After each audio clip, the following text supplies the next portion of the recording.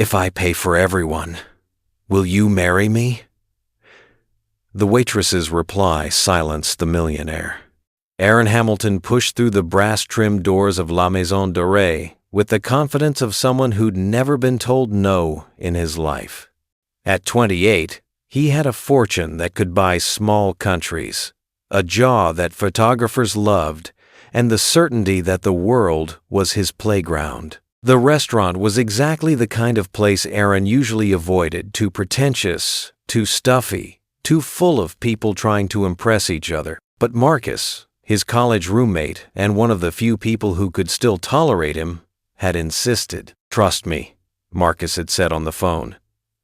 "This place is different. The food is incredible. And you need to get out of that penthouse before you turn into a hermit with a yacht." "I like my yacht," Aaron had protested. "Your yacht is lonely." "You're lonely. Come to dinner." So here he was, dressed in a custom Tom Ford suit that cost more than most people's monthly rent, scanning the dining room with barely concealed boredom. The space was stunning, he had to admit. Crystal chandeliers cast warm light over tables dressed in white linen. The walls were adorned with subtle gold accents that suggested wealth without screaming it. Soft jazz played from hidden speakers, and the murmur of conversation created an atmosphere of refined elegance. "Mr. Hamilton, welcome to La Maison Dorée," said the maitre d', a distinguished man with silver hair and a practiced smile. "Your party is already seated. If you'll follow me." Aaron followed him through the restaurant, aware of the heads turning in his direction. He was used to it, the recognition, the whispers, the not-so-subtle phone cameras. Hamilton Technologies was Nashville's golden child, and Aaron was its young, photogenic face. Marcus was at a corner table, already working on a glass of wine. He stood when Aaron approached, grinning. "You actually came. I'm shocked." "You said there'd be food," Aaron replied, embracing his friend briefly. "I was promised incredible food, and you'll get it. But first," Marcus gestured to the restaurant around them. "What do you think?" Aaron looked around again, more carefully this time. "It's nice. Very gold." "It's perfect. And the service is impeccable. Just wait." They sat, and Aaron picked up the menu. The prices were high, but not outrageous. The selections were creative without being absurd. Maybe Marcus was right. Maybe this place was different. Before we proceed with this story, leave in the comments which city you're watching from. And at the end, don't forget to rate the story from 0 to 10. Enjoy the story, everyone. "Good evening, gentlemen." Aaron looked up and felt his breath catch. The waitress standing beside their table was stunning, but not in the way he was used to. She wasn't wearing designer clothes or expensive jewelry. Her makeup was minimal, almost invisible. But there was something in the way she carried herself, a quiet confidence, an elegance that couldn't be bought that made him completely forget the menu in his hands.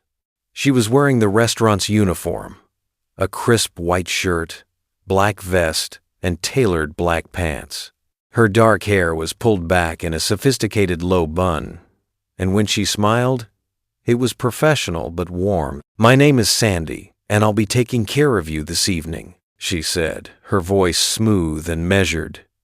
"Can I start you off with something to drink? Or would you like a few minutes to look over the menu?" Marcus glanced at Aaron and saw the look on his face. He knew that look. It meant trouble. "We'll start with a bottle of the Chateau Margaux 2015, Aaron said, never taking his eyes off Sandy. Sandy's expression didn't change, but something flickered in her eyes. "Excellent choice. The 2015 is particularly fine. I'll bring that right out." She turned to leave, and Aaron watched her walk away with the grace of someone who'd spent years perfecting the art of service. "Don't," Marcus said quietly. "Don't what?" "Whatever you're thinking. Don't." Aaron picked up his water glass, feigning innocence. "I have no idea what you're talking about." You have that look. The I'm about to make a complete fool of myself look. I never make a fool of myself. You made a fool of yourself at the charity gala last month when you tried to impress that Instagram model by bidding $50,000 on a weekend in Cabo. That was for charity. You don't even like Cabo. You said, and I quote, "Cabo is where finance bros go to die." Aaron waved his hand dismissively. Ancient history. Sandy returned with their wine, presenting the bottle to Aaron with practiced efficiency. Chateau Margaux, 2015. Would you like to taste? Please. She opened the bottle with smooth, precise movements, poured a small amount into Aaron's glass, and waited. Aaron swirled, sniffed, and tasted. It was excellent, but he was barely paying attention to the wine. He was watching her the way she stood, perfectly still, the slight tilt of her head as she waited for his approval, the complete absence of nervousness, despite serving someone who could buy the restaurant with his pocket change. "It's perfect," he said finally. "Wonderful." She poured for both of them, setting the bottle in a silver stand beside the table. "Are you ready to order, or would you like a few more minutes?" "Actually," Aaron said, leaning back in his chair with his most charming smile, "I have a question." "Of course, sir. Have you worked here long?" Sandy's expression remained pleasant, but Marcus groaned quietly. "About 6 months. And do you enjoy it?" "I do. La Maison Dorée is an exceptional establishment." "I'm sure it is." Aaron's smile widened. "But someone with your presence must have bigger ambitions." "My ambitions are my own, sir. Now, about your dinner order." It was a polite shutdown, but Aaron either didn't notice or didn't care. "What would you recommend?" he asked. "The duck confit is extraordinary. The chef sources from a farm in Franklin, and the preparation is traditional French technique with a subtle Southern influence." "I'll have that," Aaron said immediately. "And whatever you think pairs well with it." Sandy nodded, making a note. "Excellent. And for you, sir?" she asked Marcus. "The sea base, please," Marcus said, shooting Aaron a warning look that his friend completely ignored. "Perfect. Your food will be out shortly." Sandy collected the menus and walked away, her posture perfect, her pace unhurried. "You're being weird," Marcus said the moment she was out of earshot. "I'm being friendly." "You're being weird, friendly, which is worse. Just eat your expensive duck and leave the poor woman alone." But Aaron wasn't listening. He was watching Sandy move through the restaurant, greeting other tables with the same professional warmth, her movements efficient and graceful. There was something about her that bothered him, and it took a moment to realize what it was. She hadn't been impressed. Not by his name, not by his suit, not by his ordering the most expensive wine on the menu without looking at the price. In Aaron's world, everyone was impressed. Everyone wanted something. Everyone had an angle. But this waitress Sandy had looked at him like he was just another customer. Nothing special. Nothing remarkable. It was infuriating. It was also fascinating. Their food arrived 20 minutes later, presented with artistic precision. The duck was, as promised, extraordinary. Aaron barely tasted it. "You're not even eating," Marcus observed. "You just spent $85 on duck." "You're not eating." "I'm eating," Aaron protested, taking a deliberately large bite. "You're plotting." "I'm appreciating fine cuisine." "You're plotting." Aaron sighed and set down his fork. "Okay, yes, I'm plotting." "What happened to you?" "You used to be normal. Remember normal? When you cared about things like friendship and not being a walking cliché? That was before I realized that life is short and opportunities are everywhere." "She's not an opportunity. She's a person doing her job." "I know that." "Do you?" Aaron was saved from answering by Sandy's return to check on their meal. "How is everything?" she asked, her eyes moving between their plates with professional assessment. "Perfect," Marcus said quickly. "Really excellent. Wonderful. Can I get you anything else?" "Actually," Aaron said, and Marcus closed his eyes in preemptive embarrassment. "Yes. Of course. What can I bring you?" Aaron looked around the restaurant. It was filling up now, every table occupied, the buzz of conversation growing louder. He noticed the way Sandy glanced at other tables, tracking multiple needs simultaneously, the slight tension in her shoulders that suggested a busy night. And then the idea hit him. It was bold. It was dramatic. It was exactly the kind of gesture that had gotten him featured in society pages and business magazines as Nashville's most eligible bachelor. "I'd like to pay for everyone," Aaron said. Sandy blinked. "I'm sorry?" "Everyone in the restaurant.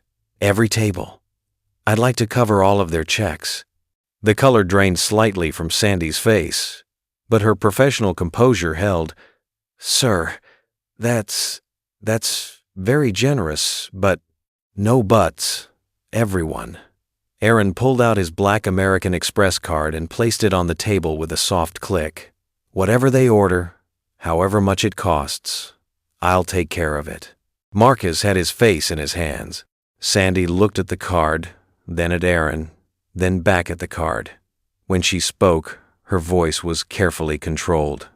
"Mr. Hamilton, I appreciate the gesture, but that's not necessary. These people came here to enjoy their own meals, to celebrate their own occasions. They don't need..." "I insist," Aaron interrupted, his smile growing wider. He was getting excited now, caught up in the grand gesture of it all. He could already imagine the story spreading through Nashville's social circles. "Consider it my way of spreading joy. No strings attached." "There are always strings, Mr. Hamilton." Something in her tone made Aaron pause. The professional warmth was still there, but underneath it, he detected something else. Disappointment? Pity? "I'm just trying to do something nice," he said, suddenly defensive. Sandy looked at him for a long moment. Around them, other diners were starting to notice the interaction. The black credit card gleaming on the white tablecloth, the uncomfortable body language. "Mr. Hamilton," Sandy said finally, her voice quieter now, meant only for their table. "Can I ask you something?" "Sure." "Do you know why people come to a restaurant like La Maison Dorée?" Aaron frowned, confused by the question. "For the food?" "For the experience," Sandy corrected gently. "They come for anniversaries, first dates, birthday celebrations, business deals they've worked months to close. They save money, plan ahead, choose this restaurant specifically because it means something to them." She gestured subtly around the room. "That couple in the corner? It's their 30th wedding anniversary. They come here every year on the same date. The family by the window? The grandmother just beat cancer. They're celebrating her remission. The two women at table 7? One just got a promotion she's been working toward for 5 years, and her partner is treating her." Aaron felt his confidence beginning to crack. "These people don't need you to pay for their meals, Mr. Hamilton. They need you to let them have their moments, their victories, their celebrations, without someone swooping in to make it about him." The silence that followed was suffocating. Marcus had slowly lowered his hands from his face and was staring at Sandy with something like awe. Aaron opened his mouth, closed it, opened it again. "I was just trying to..." "I know what you were trying to do," Sandy said, and her tone wasn't unkind. "You were trying to be generous, but generosity without thought isn't generosity. It's ego." She picked up his credit card and held it out to him. "Your duck was $85. Your friend's sea bass was $72. The wine was $450. Your total is $607. Would you like dessert, or shall I bring your check?" Aaron took the card with numb fingers. Around them, he became aware of the other diners watching. A few were smiling. One elderly man gave him a look of profound sympathy. Just the check, Aaron managed. Of course. I'll be right back. She walked away, and Aaron sat in his chair feeling like he'd just been gently, precisely, and completely dismantled. Well, Marcus said finally, taking a long drink of wine. That was educational. Shut up. I'm not saying anything. You're thinking it. I'm thinking a lot of things. Mostly that I really like this restaurant. Sandy returned with their check, placed it quietly on the table, and smiled her professional smile. Thank you for dining with us this evening, gentlemen. We hope to see you again.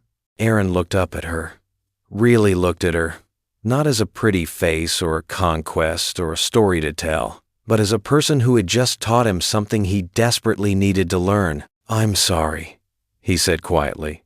Sandy's expression softened slightly. We all have moments where we miss the point, Mr. Hamilton. The important thing is what we do after. She turned to leave, then paused and looked back. Although, if you're genuinely interested in helping, La Maison Dorée partners with Second Harvest Food Bank. They can always use donations. The information is on our website. Then she was gone, disappearing into the kitchen. Aaron looked at the check, added a 50% tip, signed it. They left quietly. Aaron's earlier bravado completely deflated. On the sidewalk outside, under the glow of the restaurant's elegant signage, Marcus clapped him on the shoulder. You know what you have to do now, right? What? You have to go back. Aaron looked at his friend like he'd lost his mind.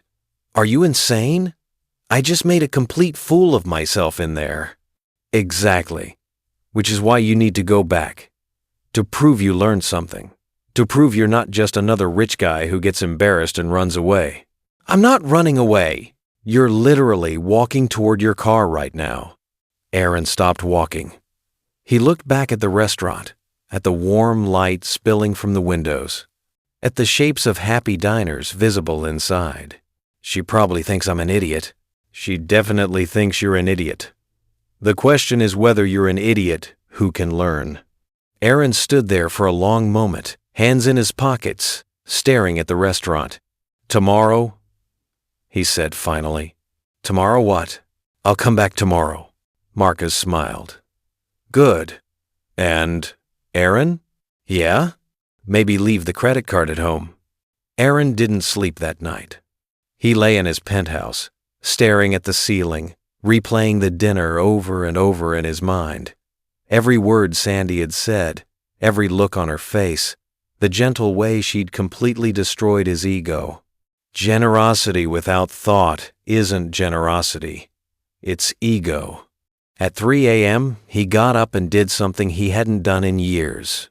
He Googled himself. The results were humbling. There were the business articles, the profiles of Hamilton Technologies, the interviews about innovation and leadership. But there were also the society pages, the photos of him at charity galas, always with a different woman on his arm. The quotes that, reading them now, made him cringe with their casual arrogance. One headline from 6 months ago. Nashville's golden boy. Aaron Hamilton says success is easy if you're smart enough. Had he really said that? Had he really believed it? At 6 a.m., he called his assistant. Mr. Hamilton? Jennifer's voice was thick with sleep. Is everything okay? Did something happen? Jennifer, I need you to look into something for me. At 6 inches the morning? Please, it's important. He heard her sigh, then the rustle of movement. What do you need? La Maison Dorée, the restaurant. I need you to find out everything you can about it. Who owns it? How long it's been open? Financial records if possible. Mr. Hamilton, I can't just access someone's financial records. That's illegal. Public records, then. Whatever you can find legally. And I need it by noon. Can I ask why? Aaron hesitated. I'm conducting research. Research? Yes. On a restaurant? Yes. Another sigh. I'll see what I can find. At 8 a.m., Aaron went to the gym and ran on the treadmill until his legs burned. At 9 a.m., he showered and dressed in jeans and a simple button-down shirt, the least intimidating outfit he owned. At 11:30 a.m., Jennifer called back. Okay, she said, and he could hear the rustling of papers. La Maison Dorée. Opened 7 months ago. Owner is listed as Sandra Bradley. Aaron's heart skipped. Sandra Bradley? Does that mean something? Sandy. Her name was Sandy. It wasn't a nickname, it was short for Sandra. Keep going, he said, his mouth dry. She purchased the property and 2 others, a place called Bistro Lumiere and a small Italian restaurant called Piccolo from a restaurant group that went bankrupt after a failed expansion into Memphis. The sale was finalized 8 months ago for... Wow. Okay, that's a significant amount. How much? Combined? $4.2 million. Aaron sat down heavily on his couch. She's not a waitress, he said quietly. I'm sorry. She's not just a waitress. She owns the place. According to public records, yes. She also has an interesting background. MBA from Vanderbilt, worked in restaurant consulting for 5 years before buying these properties. There are a few articles about her in local business journals. Looks like she's something of a rising star in Nashville's restaurant scene. Aaron felt like the floor had disappeared beneath him. All night, he'd been thinking about Sandy as someone who'd called him out despite being in a position of less power. A waitress putting a rich customer in his place. But she hadn't been in a position of less power. She'd been the owner of the restaurant, choosing to work the floor, and she'd been in complete control the entire time. And he'd treated her like... God, what had he treated her like? Mr. Hamilton, are you still there? Yeah. Thanks, Jennifer. That's very helpful. Is there anything else you need? No. Just keep this between us, okay? Always do. He hung up and sat in silence for a long time. Then he stood up, grabbed his keys, and headed for the door. Marcus was right. He had to go back. Not tomorrow. Today. La Maison Dorée looked different in the daylight. Less magical, more real. Aaron could see the slight wear on the awning, the spot where the brass on the door handle had been polished away by thousands of hands. He pushed inside.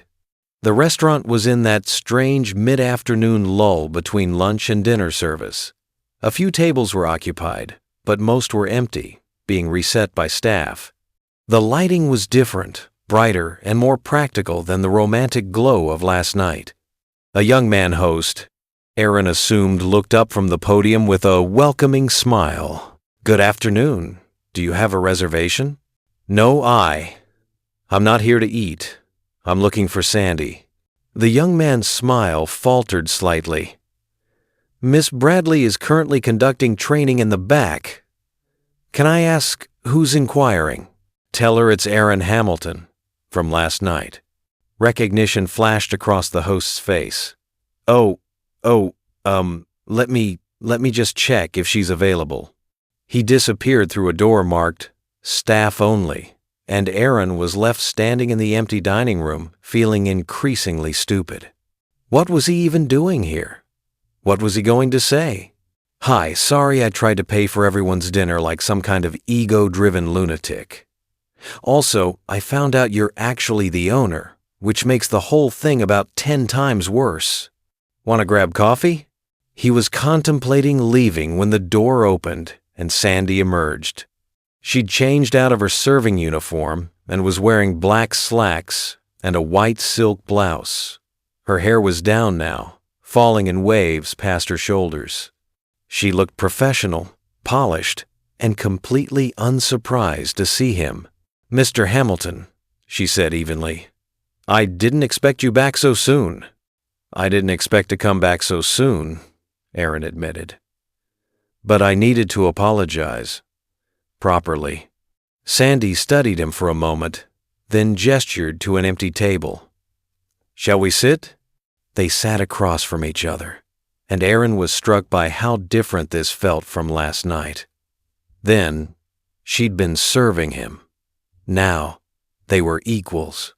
Or rather, now he was aware that they'd always been equals. "I'm sorry," he began, "for last night, for being exactly the kind of entitled rich guy I always swore I'd never become." Sandy's expression softened slightly. "Mr. Hamilton," "Aaron, please, Aaron." She folded her hands on the table. "You weren't the first person to make a grand gesture in my restaurant, and you won't be the last." Wealth makes people think they can buy experiences, buy gratitude, buy significance. You think I was trying to buy significance? I think you were trying to feel good about yourself. Which isn't evil, but it's also not the same as actually doing good. Aaron nodded slowly. "You were right, about all of it. I didn't think about what those people wanted. I only thought about how generous I'd look." "And?" Sandy prompted gently. "And that makes me an asshole." She laughed, a real laugh that lit up her face. "Well, at least you're self-aware." "It's a new development," Aaron said with a rueful smile. "I'm still getting used to it." They sat in comfortable silence for a moment. Aaron looked around the restaurant, really looked at it, seeing details he'd missed last night. The carefully chosen art on the walls, the way each table setting was perfectly precise, the fresh flowers at every station. "This place is beautiful," he said quietly. "Thank you. It's been a labor of love." "How long have you owned it?" Sandy's eyebrows rose slightly. "You did your homework." Aaron felt his ears get hot. "I didn't mean to pry. I wanted to understand who I'd been such an idiot in front of." 7 months officially, but I've been working on it for almost 2 years. The previous owner was a friend of mine. He taught me everything I know about the restaurant business. When his group went under, I couldn't let these places disappear. "So you bought 3 restaurants?" "I did. That's incredible." Sandy shrugged. "It's risky. Everyone told me I was crazy. But sometimes the right kind of crazy is the only way to achieve something meaningful." "Is that why you were working the floor last night? Most owners I know stay in the office. Most owners you know probably aren't training new staff while trying to establish a culture of excellence," Sandy replied. "I believe in leading by example. How can I expect my team to deliver exceptional service if I'm not willing to do it myself?" Aaron felt something shift in his chest. Here was someone who understood what leadership actually meant. Not sitting in an office making decisions from a distance, but being in the trenches, doing the work, showing rather than just telling. That's really admirable," he said. "It's practical," Sandy corrected. "And necessary. I don't have the luxury of being hands-off. Not yet, anyway. But you will. Eventually. That's the plan. 3 successful restaurants, strong management teams, a reputation for excellence. Then maybe I can take a day off now and then." Aaron smiled. "When was your last day off?" "I'll let you know when it happens." They laughed together, and Aaron felt the tension in his shoulders ease. "Listen," he said, leaning forward slightly.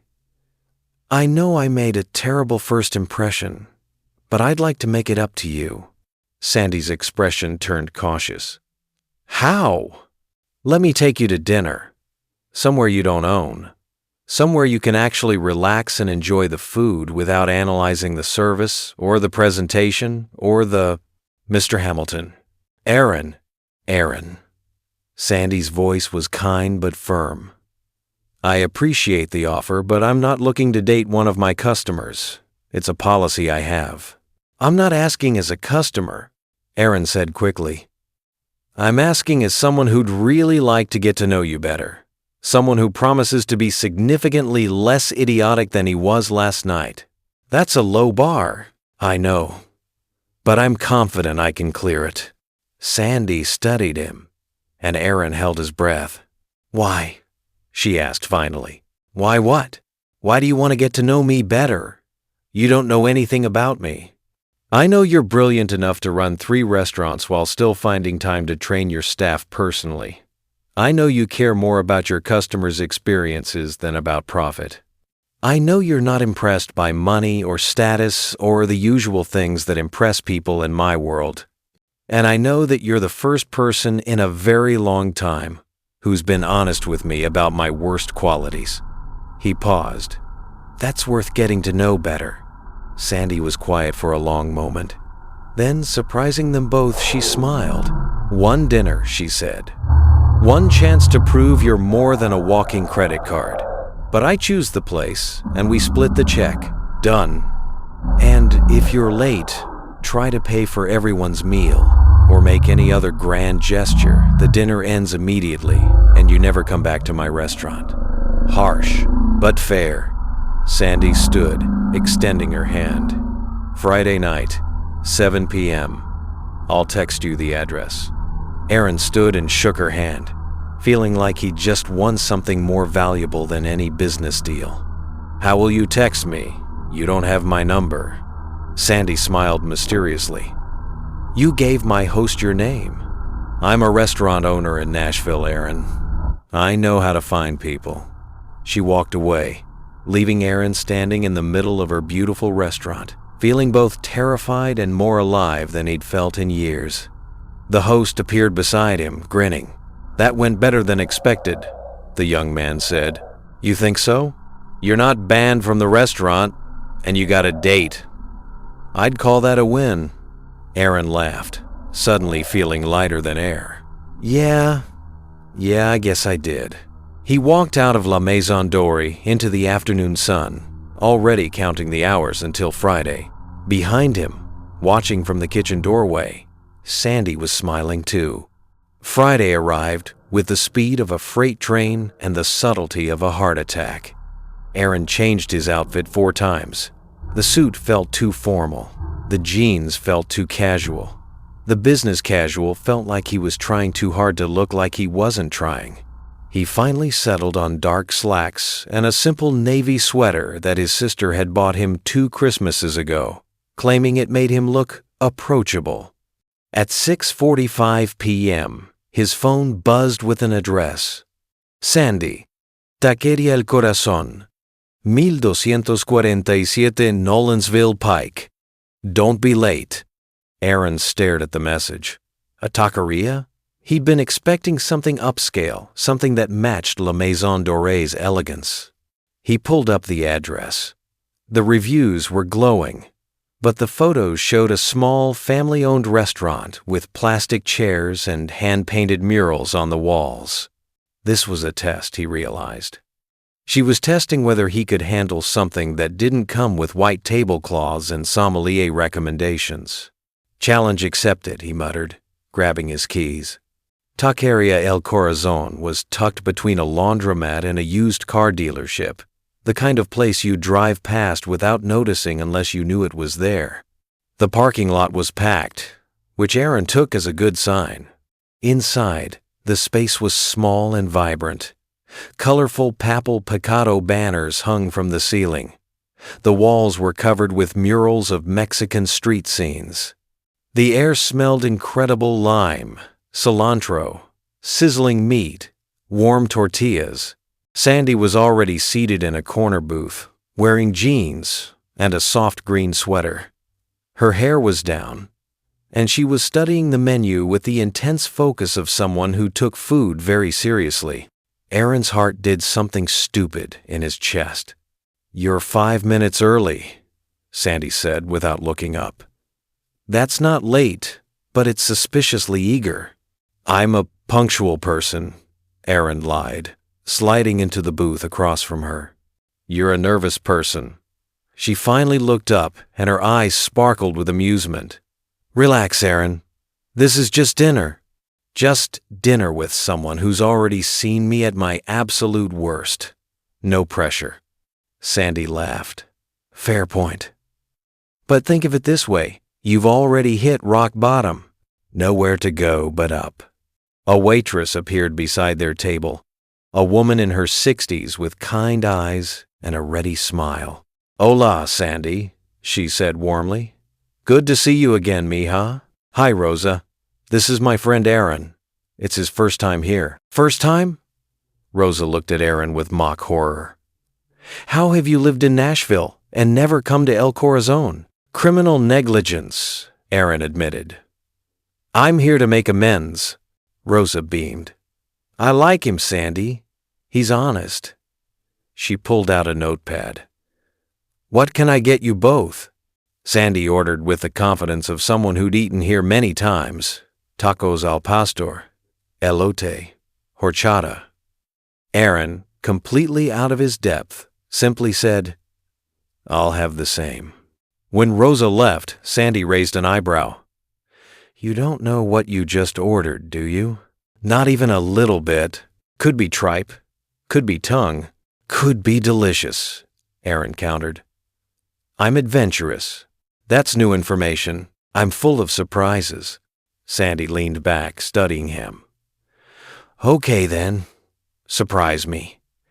Tell me something about Aaron Hamilton that's not in the business magazines or the society pages."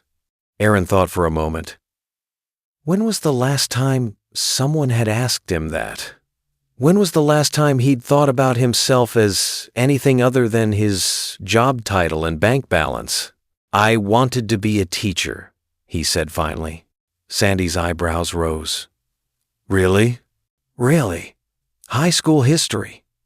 I loved it in school, the stories, the way everything connected, how you could trace a single decision through centuries of consequences." He smiled at the memory. "I used to drive my father crazy talking about the Napoleonic Wars during dinner. What changed? He died. I was 22, just finishing my master's in education. Hamilton Technologies was his whole life, and suddenly it was mine. The board wanted to sell. Our competitors were circling.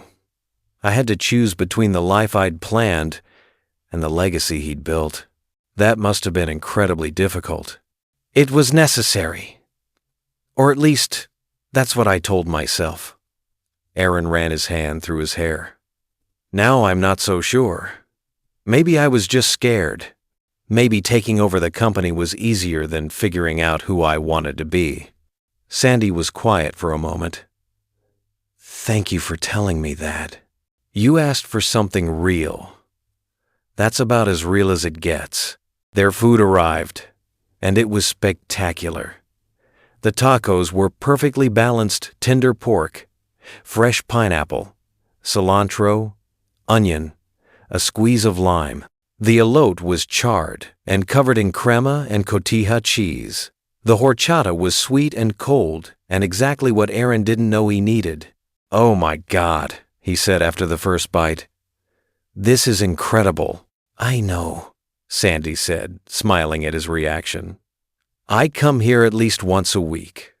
Rosa's family has been making these recipes for 3 generations." They ate in comfortable silence for a few minutes, and Aaron marveled at how natural this felt. No performance, no pretense, just good food and easy company. "Your turn," he said finally. "Tell me something real about Sandy Bradley." She took a sip of horchata, considering. "I almost didn't buy the restaurants." "Why not?" "Because everyone told me I was insane. My parents, my business professors, my financial advisor, they all said the same thing. Too risky, too expensive, too ambitious for someone with no ownership experience. But you did it anyway.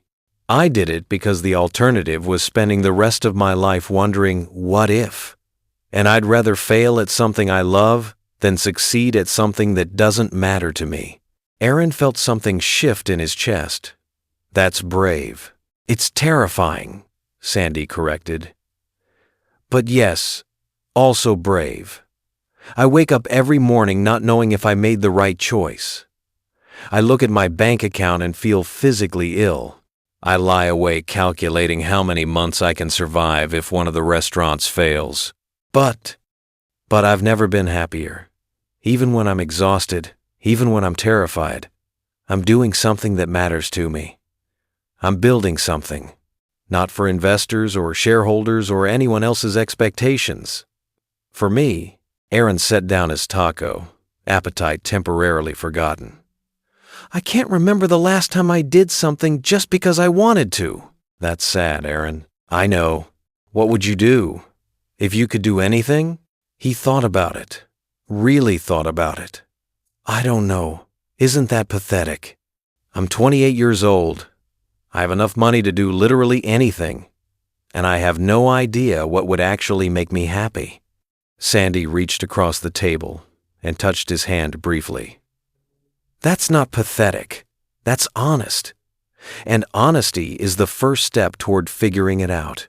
They finished their meal, talking about everything and nothing. Sandy told him about the challenges of managing 3 restaurants, about her dreams of opening a 4th, about the sous chef at Bistro Lumiere who was secretly writing a cookbook. Aaron told her about his sister, Emma, who'd moved to Denver to escape the pressure of being a Hamilton, about his mother who'd remarried and was traveling through Southeast Asia, finally living the life she'd deferred for 30 years.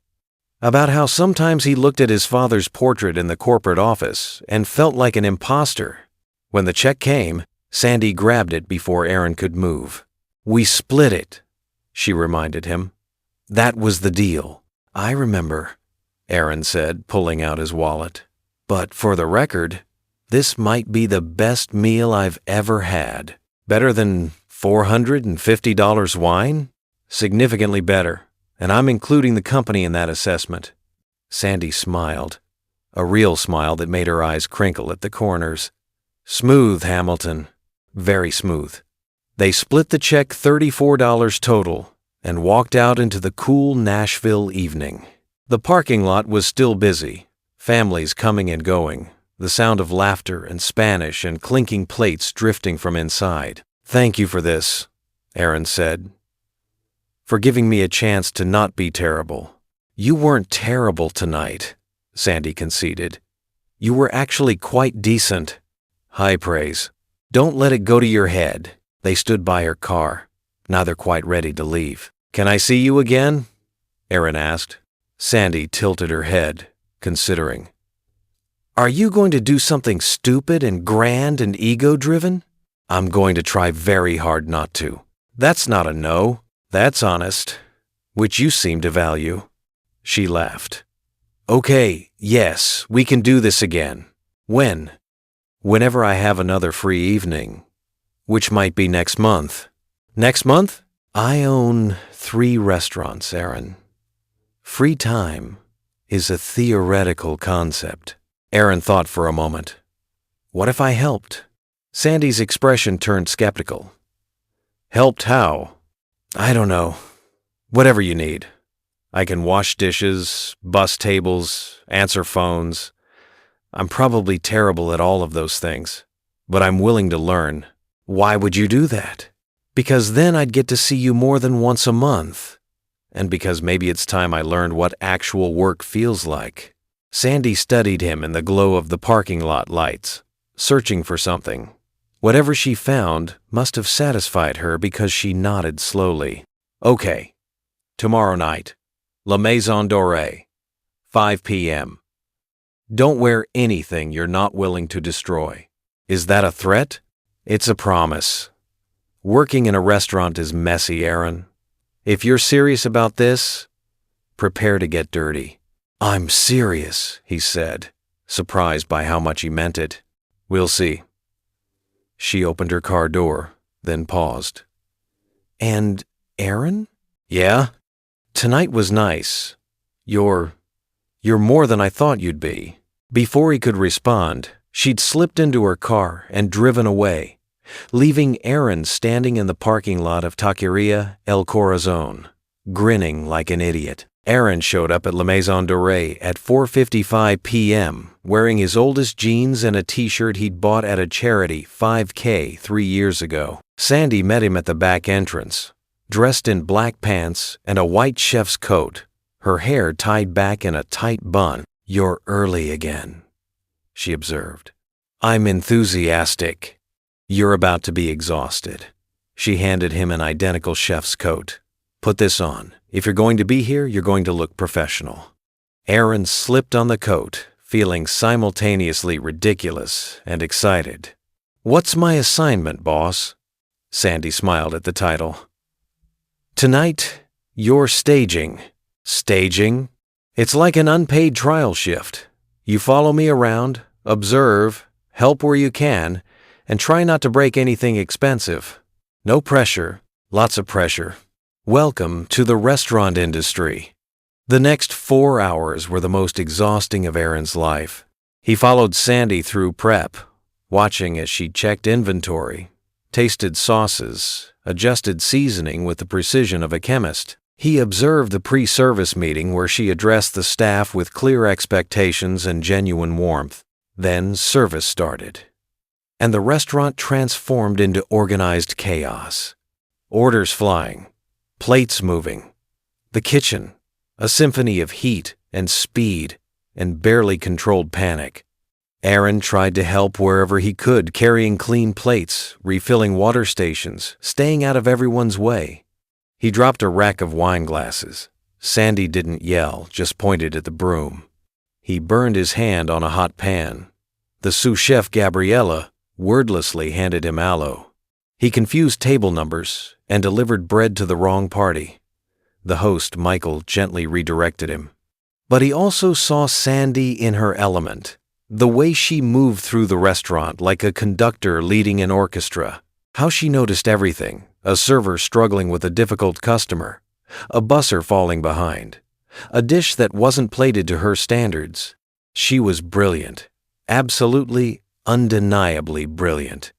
At 10 p.m., when the last customer finally left, Aaron was sitting on a milk crate in the kitchen, his feet aching, his shirt stained with God knows what, wondering if he'd ever feel his legs again. Sandy sat down beside him, looking tired but satisfied. "You survived. Barely. You dropped my glasses. I'm buying you new ones. You burned yourself. I'm buying myself new skin." She laughed, nudging him with her shoulder. "You did okay, Hamilton. For a first-timer." "That was insane. How do you do that every night?" "You get used to it. Eventually, the chaos becomes rhythm. The pressure becomes energy." She looked at him. "Did you hate it?" Aaron thought about it. His body was screaming. His ego had taken yet another beating. He smelled like a combination of garlic, sweat, and something he couldn't identify. "I loved it," he said. Surprised by the truth of it, Sandy smiled. "Good, because you're coming back tomorrow." "I am?" "You are. You need to learn how to properly carry plates. Your technique is atrocious. I look forward to your tutelage." They sat in comfortable silence, the restaurant settling around them like a living thing coming to rest. Sandy, thank you for this. I know I'm probably more trouble than I'm worth right now." "You are," she interrupted, "but I appreciate you letting me be here. It means more than you know." She turned to look at him, her expression soft in the dim kitchen lighting. "You're welcome, Aaron. Just promise me something. Anything. Don't do this because of me. Don't learn about my world just to impress me. Do it because you actually want to understand. Do it because you're genuinely interested in becoming better." "I promise," he said. "Though to be completely honest, you're definitely part of the motivation. I can live with that." Over the next 3 weeks, Aaron became a fixture at La Maison Dorée. He learned to properly set a table, fold napkins into swans, and identify wine by region. He learned that behind was a warning, not a philosophical statement, and that chefs had their own language of urgency and precision. He also learned that Sandy was beloved by her staff. They called her Chef with respect and affection. They brought her their problems, both professional and personal. She knew about Carlos's sick daughter, Jasmine's graduate school applications, Michael's engagement. She was building more than a restaurant. She was building a family. At Hamilton Technologies, Aaron's sudden absences were being noticed. "Where the hell have you been?" demanded Richard Chen, the chief financial officer, cornering Aaron in the hallway. "The quarterly review is next week, and you've missed 3 prep meetings." "I've been occupied with a project," Aaron replied. "What project? What's more important than the quarterly review?" "Personal development." Richard stared at him, as if he'd announced he was joining a circus. "Personal development? It's important to maintain work-life balance, Richard." "Work-life balance? You literally said last year that balance was for people who didn't want to succeed." Had he said that? Aaron winced. "People change. Not this fast, they don't. What's going on with you?" Aaron was saved from answering by Jennifer, his assistant, appearing with a stack of documents. "Mr. Hamilton, you have a call with the Tokyo office in 10 minutes. Also, these contracts need your signature." "Thank you, Jennifer." He turned back to Richard. "I'll be at the prep meeting on Monday, I promise." He walked away before Richard could protest further, but he felt the weight of his colleague's suspicious gaze. Later that night, at Bistro Lumière, Sandy's French Mediterranean restaurant, Aaron was learning to make beurre blanc under Gabriella's patient instruction. "Whisk constantly," she said. "If you stop, it'll break." "My arm is dying. Your arm is getting stronger. Keep whisking." Sandy appeared beside them, dipping a finger into the sauce and tasting. "Too much lemon," she said immediately. "And the butter's not emulsified properly. What happened?" "I stopped whisking for literally 2 seconds," Aaron admitted. 2 seconds in a professional kitchen is an eternity. Again, they dumped the broken sauce and started over. This time, Aaron didn't stop whisking, even when his shoulder burned and his hand cramped. The second attempt was perfect. "See?" Sandy said, tasting it with approval. "Excellence requires persistence, and apparently, arm strength." She smiled. That too. After service, they were walking to their cars when Sandy's phone rang. Her expression changed when she saw the name. "I need to take this," she said. "Give me a minute." Aaron nodded, and she stepped away. He couldn't hear the conversation, but he could read her body language, the stiffness in her shoulders, the way she kept running her hand through her hair. The single word she said loudly enough for him to hear, "Derek." When she returned, her professional mask was back in place, but something was wrong. "Everything okay?" Aaron asked carefully. "Fine. Just an old business associate. Nothing important." She was lying. Aaron had spent enough time with her now to know her tells, but he also knew better than to push. "Want to grab late-night tacos?" he offered instead. "Rose's place is probably still open." Sandy looked at him, and something in her expression softened. "Yeah, that sounds perfect." At Taqueria El Corazon, sitting in their usual booth, Sandy finally opened up. "Derek Morrison," she said, not meeting Aaron's eyes. "My ex-boyfriend. He called to tell me he's engaged." "Ah, I'm happy for him, I am. We broke up almost a year ago, and it was the right decision for both of us. But he also wanted to tell me that he's opening a restaurant, a high-end steakhouse, backed by investors who apparently have very deep pockets." Aaron began to see the problem. Competition. 3 blocks from La Maison Dorée. He knows my business model, my pricing, my supplier relationships. He helped me develop the original business plan before we broke up. Sandy laughed bitterly. "I actually trusted him enough to show him everything." "That's not fair." "That's business. I should have protected myself better. Sandy, you're not responsible for someone else's betrayal.